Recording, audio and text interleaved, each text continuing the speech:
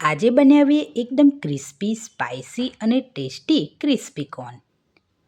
આ crispy corn ઘરે બનાવશો તો બહારના ક્રિસ્પી કોર્ન ખાવાનું ભૂલી જશો.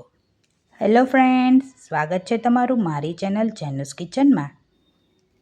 તો સૌથી પહેલાં એક તપેલીમાં 4 કપ પાણી લઈ તેમાં અડધી ચમચી મીઠું નાખીને પાણી ઉકાળી લઈશું.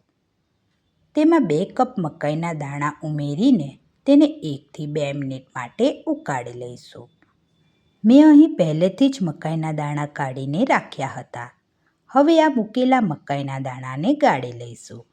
જો તમને આ રેસીપી જોઈને સારી લાગે તો મારી ચેનલને સબસ્ક્રાઈબ કરો, વિડીયોને લાઈક અને શેર કરો અને કમેન્ટ કરવાનું ભૂલતા નહીં.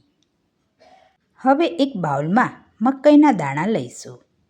તેમાં 1/4 કપ કોર્નફ્લોર, 1/4 કપ ચોખાનો લોટ, 1 ચમચી જેટલો મેંદો, અડધી ચમચી મરી પાવડર અને અડધી ચમચી જેટલું મીઠું ઉમેરીને બરાબર રીતે હલાવી લઈશું. હવે પેનમાં તેલ ગરમ કરી તેમાં મકાઈના દાણા નાખી ગોલ્ડન બ્રાઉન થાય ત્યાં સુધી તળીશું. પછી એક બાઉલમાં આ તળેલા મકાઈના દાણા લઈ તેમાં 1 ચમચી લાલ મરચું, અડધી ચમચી જીરું પાવડર, અડધી ચમચી આમચૂર પાવડર અને અડધી ચમચી મીઠું નાખીને બરાબર મિક્સ કરી લઈશું.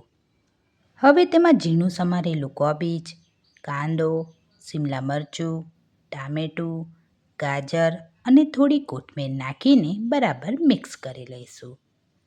તો તૈયાર છે આપણી એકદમ ક્રિસ્પી, ચટપટી અને ટેસ્ટી એવા ક્રિસ્પી કોર્ન.